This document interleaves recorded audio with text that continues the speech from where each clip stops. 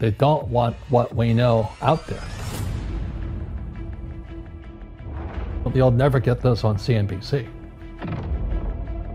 But our school system will never tell us that because they're part of the process.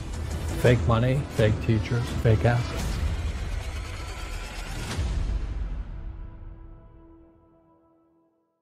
And I know the game of the rich. You know, my rich dad taught me, you know it because you're the banker. The game the bankers and the rich play is different than what they teach you in school. All over the world, what does school teach you about money? And the answer is nothing. And that's not a mistake. That's not an accident. I knew that, most people know that. But the way to keep the poor and middle class working hard is never teach them what the rich know. So if you read Rich Dad, Poor Dad, which came out in 1997, it's what the rich teach their kids about money, the poor and middle class do not. Poverty hurts. I mean, I don't like it. And I don't like that our academic system's so corrupt. You know, we know the banking system's corrupt. We know politics is corrupt. But academics is just as corrupt. I mean, one thing if it's the banking and the politics, but this is where we send our children and we trust them to do the right things for them. And yet they're being not taught something so fundamental. Like you asked your dad when you were a kid, Dad, you asked your teacher, when are you going to teach us about money? And it was just, never. Never. And they'll never will. You know something. What do you know? Share it. And what is financial education? It's not get a job, work hard, save money, and invest in a well-diversified portfolio of stocks, bonds, mutual funds, and ETFs. The financial industry is two things, debt and taxes. Debt and taxes. And that's where fake starts. 1971, Nixon took the dollar off the gold standard, and the US dollar became debt. And we still tell kids to go to school, get a job, work hard, save money, and get out of debt. Now, who tells them to do that? That's the most ridiculous thing there is. The book starts and it says, lie number 1, saving money will make you rich. Yeah, it never will. You know that. We're all taught that as kids. Yeah. Why would you save it and why would you work for it if they can print it faster than you can work for it? Why do you keep saving when they're printing it? The rich don't work for money. Don't you touch that stuff. It's very subtle, right? Yeah. They don't say, I'm going to train you to be a worker bee the rest of your life, but they educate you in a way where that's what you come out. Right. What was he trying to do those first few months were you working for him? What was he trying to get across to you? Because he taught you the hard way about money. And she says, if you're going to be successful in your life, you've got to find the best teachers. And a great teacher is somebody who comes from the inside, not the outside. But in school, you don't know if your instructor is for real or not. That's where the fake teacher comes from. I said, I want you to teach me about money. So he said, why should I teach you? He says, but if I teach you, you work for me for free.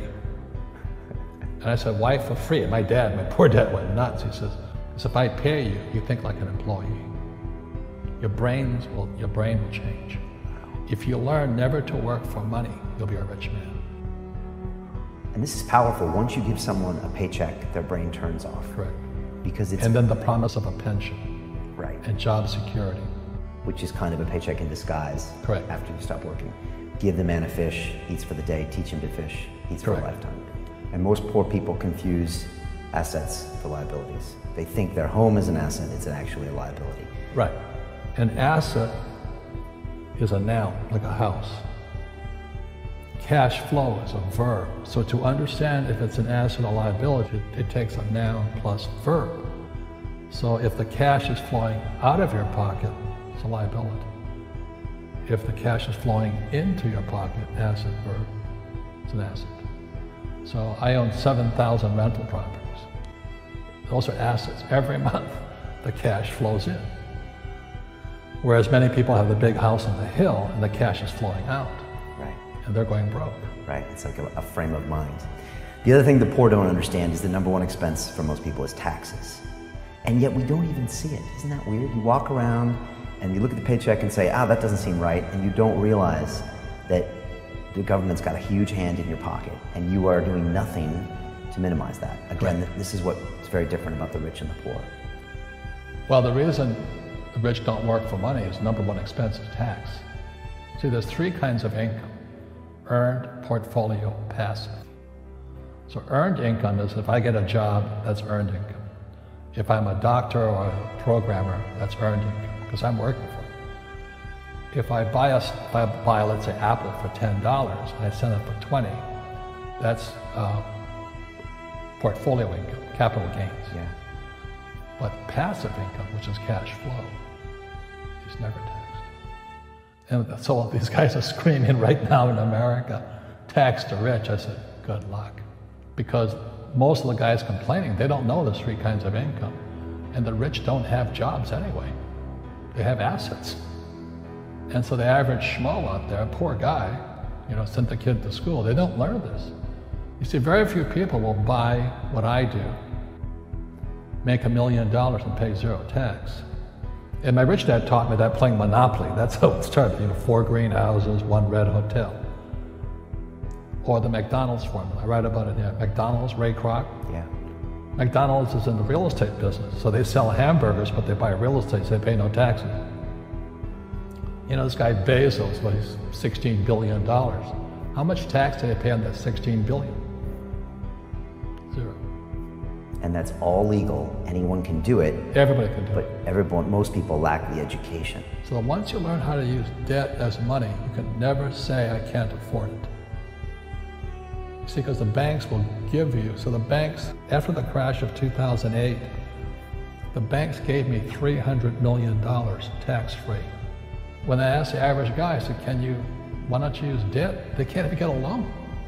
Because their scores, their FICO scores, I don't know if you have them here, are so bad.